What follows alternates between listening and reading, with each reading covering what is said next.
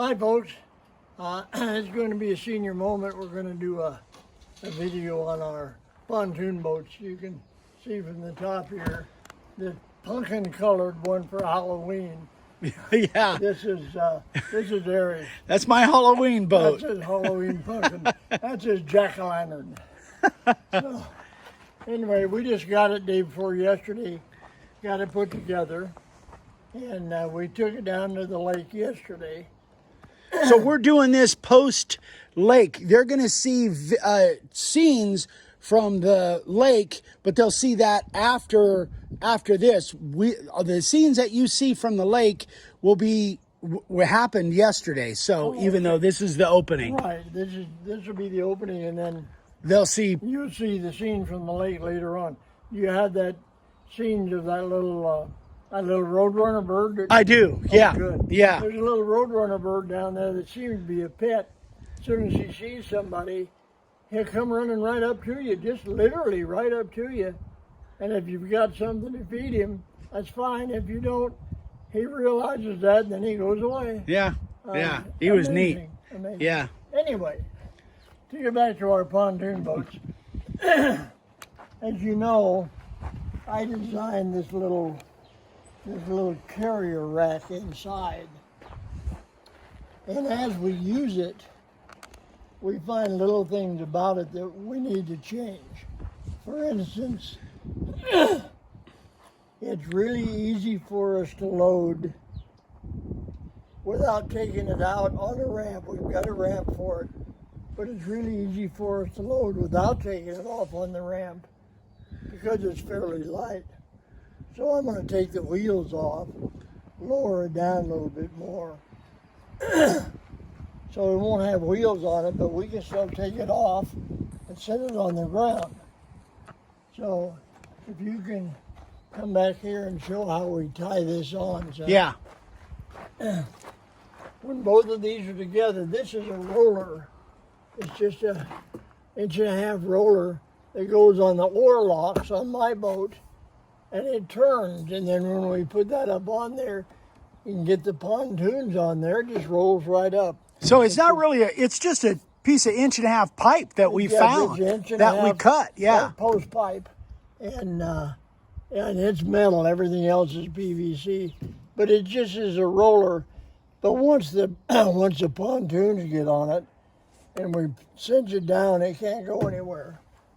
So that's all everything is held on with this one strap. And then of course, when we've got it loaded, we designed this so the tailgate could close. So we've got a place underneath there for all of the stuff that we need to store. We can put our fishing kits, our fishing rods. This is a Prex motor that I bought for mine. It's an electric motor, and it works great. It'll probably work better if we go down when the wind isn't blowing like it was yesterday. But because the wind was blowing yesterday, I was using it full power when I was going against the wind. And I've got a 50-amp-hour battery, a deep cycle battery ordered. But I had this old truck battery, and we charged it up. And it worked for about 2 hours. But I'll tell you, I highly recommend you don't use an automotive battery. It'll work in an emergency, but it's heavy, a lot heavier than the battery that I've got coming. I know at full power, it only lasted a couple hours. And the one I've got coming is supposed to last around 6 or 8 hours at full power, so we'll see. But this motor is a transom mount motor, and this is the transom mounting apparatus right here. So I had this motor mounted here, and it comes down 25 inches down. So it's about 8 inches underwater on the propeller. And then this is the controls on it, and it's a little cumbersome in that when I'm on my seat, I have to do this in order to have the motor running. And since this doesn't really have a good rudder on it, I've got a rudder that I'm going to put on it. But when the motor turns, it takes a while for that propeller to push. But once I get a rudder on there, I think it'll work a little better. But it works. It's just a little cumbersome having to be over my shoulder like that. And if I need to turn this way, then I really have to use my other hand and go past my shoulder. Yeah, and they'll see that in the video. They'll see that you had to lean way back. I got some pretty decent shots of that, I think. Yeah, and we had a little problem with inflation, but we're going to make another video on that, tell you what that's all about. The pig is being a critic. He's back here making noise. So if you guys want to know what that noise is, that's Snort. He's Hello, Snort. he's Oh, boy. he's kind of the skittish one. Yeah, He probably Yeah, see. tell me about it. He just likes to Tell complain. me about it. Anyway. All right, back to where we were. Yeah, I just wanted well. them to know what that noise was in the background. Yeah, as you may recall, I bought this as a propeller that I can run with a big electric drill. Now, because of the way I had it hooked up, Meg. I made a mistake, and I had it hooked up where it shouldn't have been, and it actually worked. So if I turn this on now, Yeah, you you can see kind of a bend to it. Yeah. Yeah. I've got a couple more of them, but and I may put it on. May make some put it on there for emergencies. But I've got the oars. If this Prexmore motor quits, I take my oars along just as an emergency. So that's really all about. Yeah. About all we wanted to go over today. When we get this done, I will show you this bottom rack, and then we'll show you the top rack. And even though we don't have the top rack on here for transport, I still got it built, and we'll have to have a place to store these. So we'll use this rack and the top rack side by side to store the two, and then if we want to, the top rack will still fit on there, so we can store them, vertically. So, but we'll show you that on a later video. Yeah, what we might do is set up the camera later on and actually go through the loading process so they can see what we discovered, like what we discovered yesterday in the loading process, right. that, of things that we didn't even realize was going to be the case. Well, and once we're not on camera, so later on today, we're going to unload this. I'm going to modify this rack that's on there. I'm going to modify that. Once we get that all done, maybe we'll just go ahead and load both of them up on camera. Yeah. So you can see how we load them if you ever want to do something like what we've done. You can see how we load them and how easy it is and how handy it is to have something just the right size so the tailgate will close.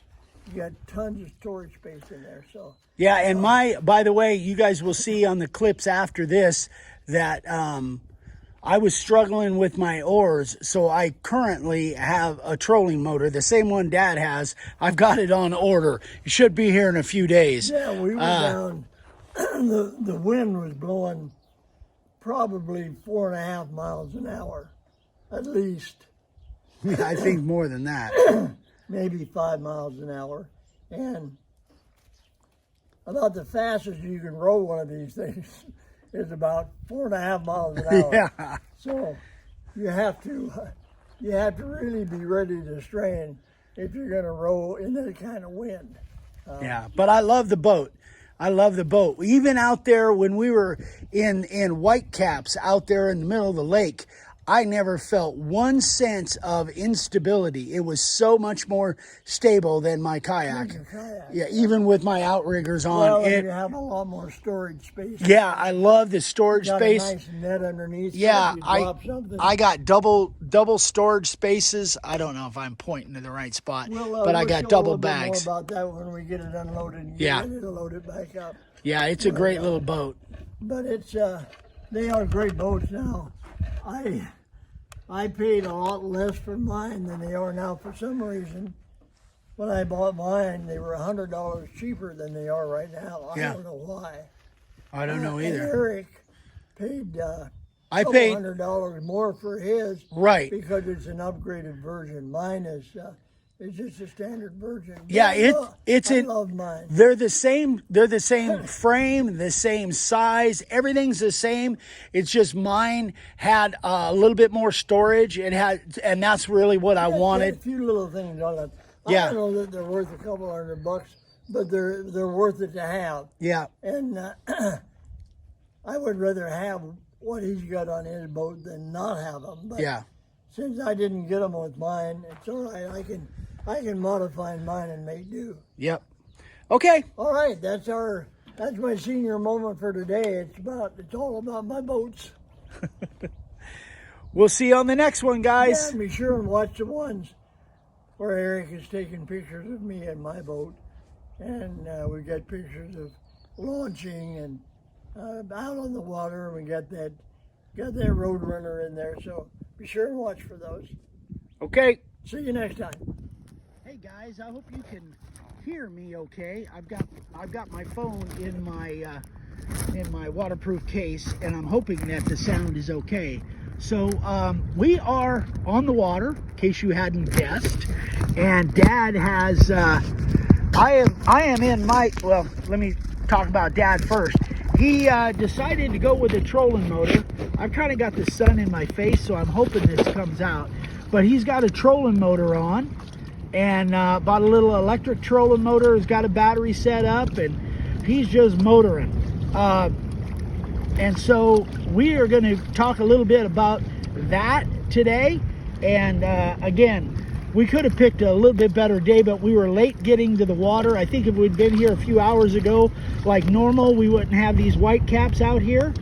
And speaking of that, I am in my new boat. I am in my Colorado XT and having to use the oars, which is a challenge within itself because I have never used oars before. I've used paddles many times, but I've never really used oars before. So I'm learning that whole deal in the wind. Gosh, I can't tell where Dad is. There he is. So Dad's kind of coming around right now. Anyway, let me see if I can turn the camera around. I don't think I can. So Dad's coming around that way. Again, guys, I'm sorry if the video is not very good. We are, I'm just out here floating in the middle of the lake. I love this boat.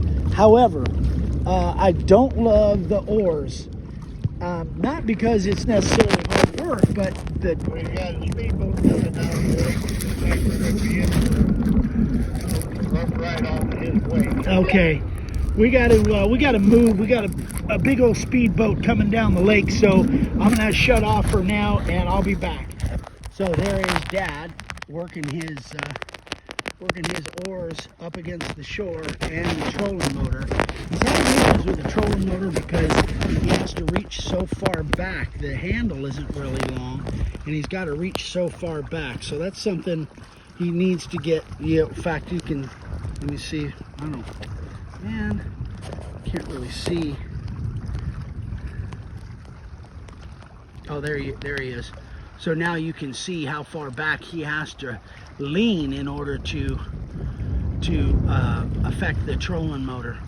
I'm having my own issues. He's been fishing for about an hour.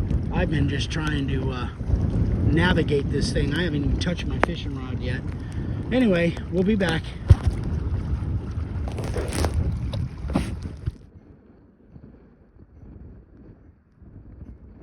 Cool looking Roadrunner. I think he's just a local. Kind of hangs out around here looking for a hand. That would be my guess. I can't even tell for sure whether, oh, there he is. It's kind of hard to see. Hey, buddy.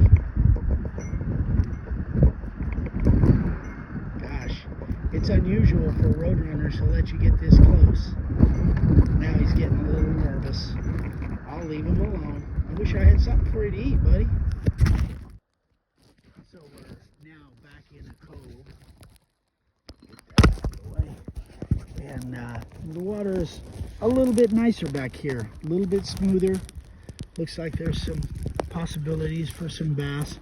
I don't think either one of us have caught anything yet. I've only been fishing for about half hour. I've been spending 2.5 hours trying to navigate my boat, but there's a good shot of Dad zipping along with his trolling motor. That thing seems to be working good. Other than it's kind of squatting in the back because of the battery and all of that stuff. I'll address that a little bit later, but it's beautiful back here.